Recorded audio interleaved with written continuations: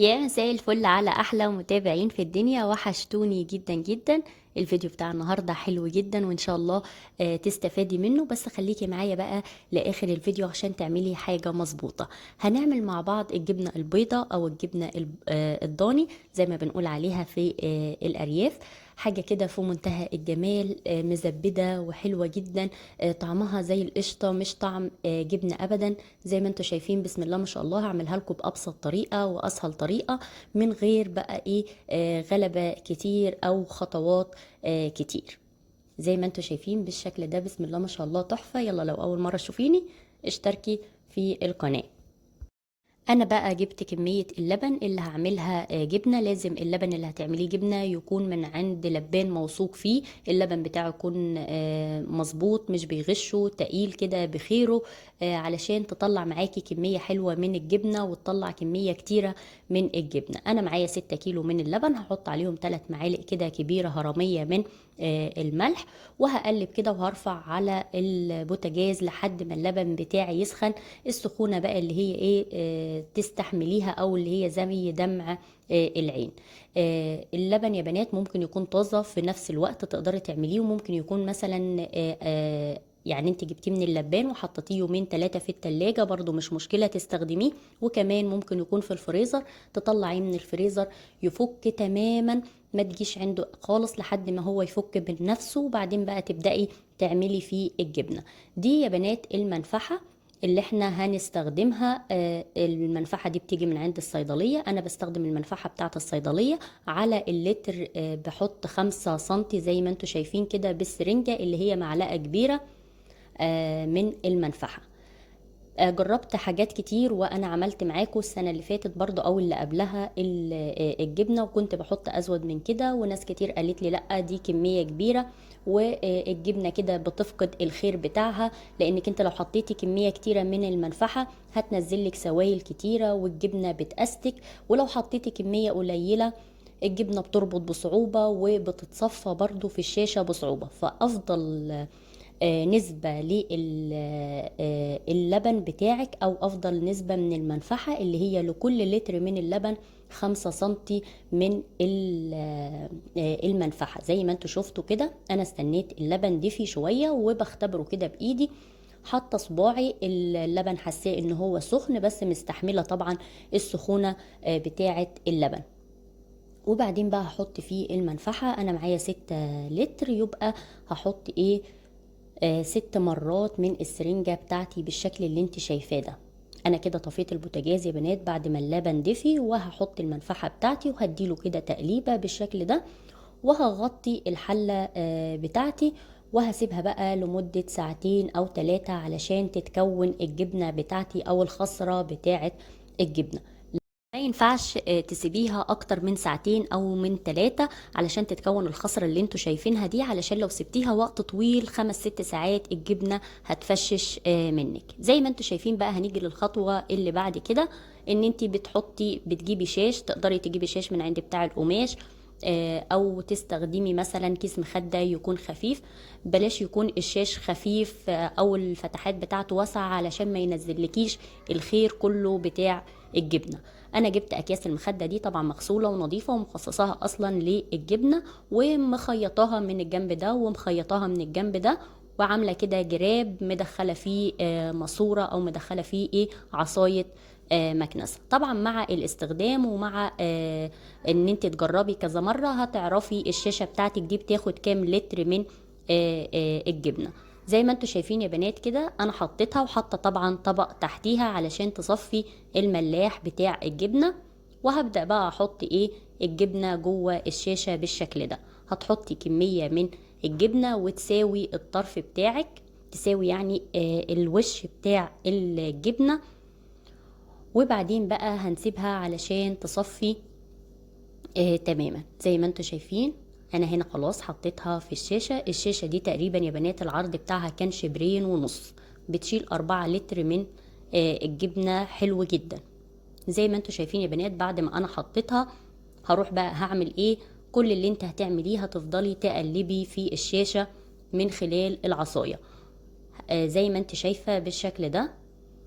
مسكت طرف عصايه، حطيت عصايه كده على عصايه زي ما انتم شايفين بالشكل اللي قدامكم بالظبط ده، وهسيبها كده مثلا لمده ساعتين، وهاجي بعد ساعتين اغير. انا عملت الجنب ده، اروح اعمل على الجنب التاني زي ما انتم شايفين بالشكل ده،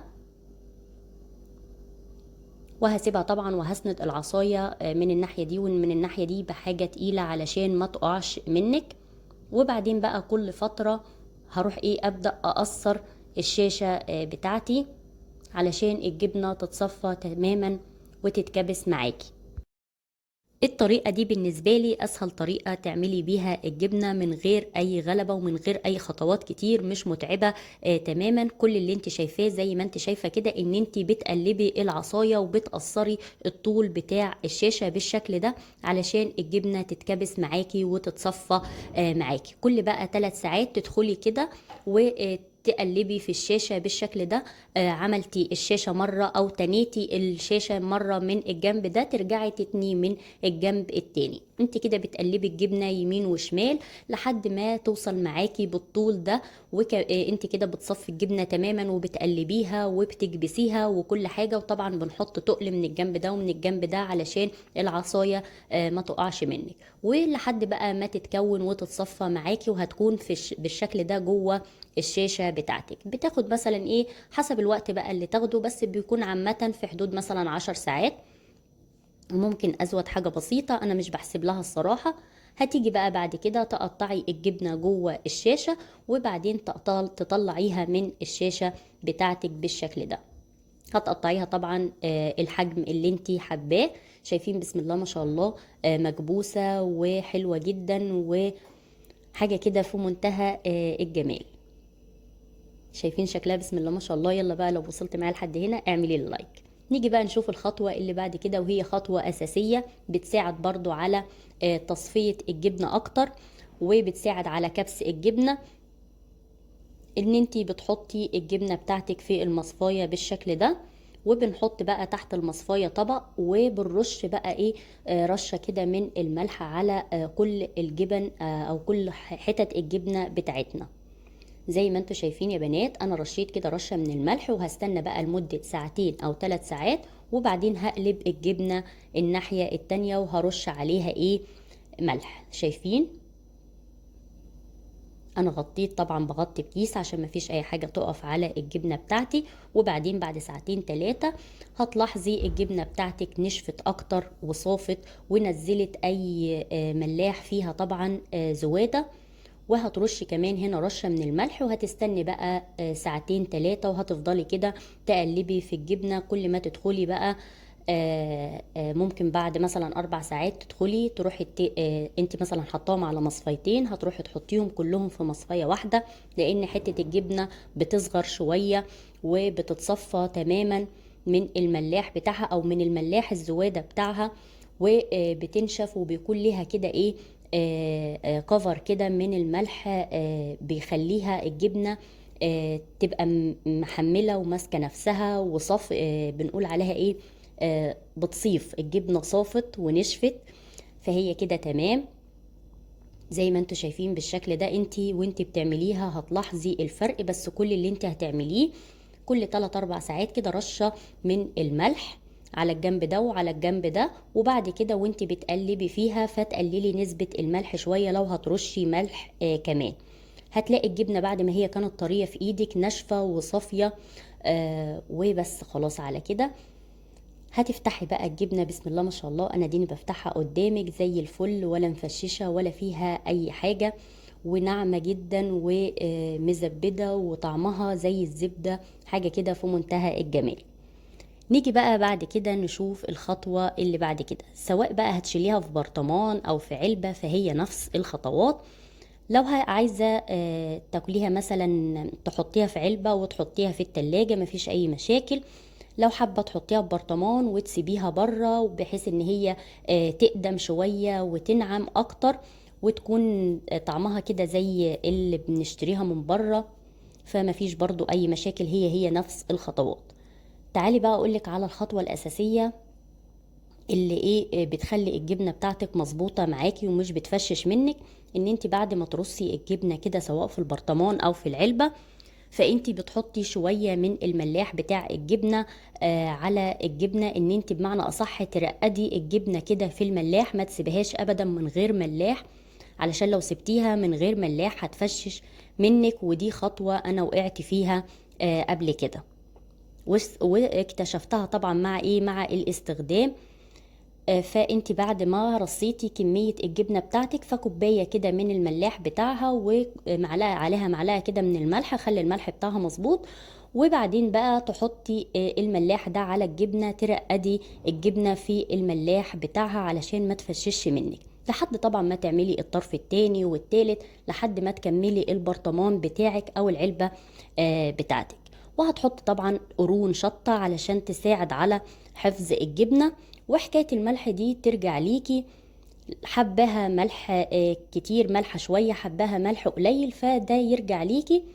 وبس بقى تقدري تشيلي العلبة في التلاجة وتاكلي منها وهي كده بيضة او مش قديمة قوي، وتقدري تخليها بره لحد ما تقدم تماما يعني.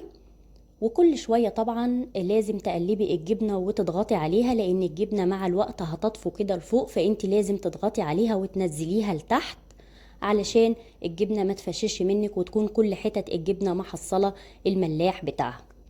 بس بقى يا ست الكل، هتقفلي البرطمان او هتقفلي العلبة بتاعتك بعد ما تكمليها، وتحطيها بقى جوه التلاجة زي ما قلتلك او بره حسب راحتك. هنسيبها يومين 3 في بره، وبعدين بقى انا هدخلها جوه التلاجة. يا رب الفيديو بتاع النهاردة اكون قدرت افيدك، وجربي الطريقة دي هتعجبك جدا، وهتعملي احلى جبنة، احلى مليون مرة من بتاع بره. واستنيني بفيديو جديد. باي باي.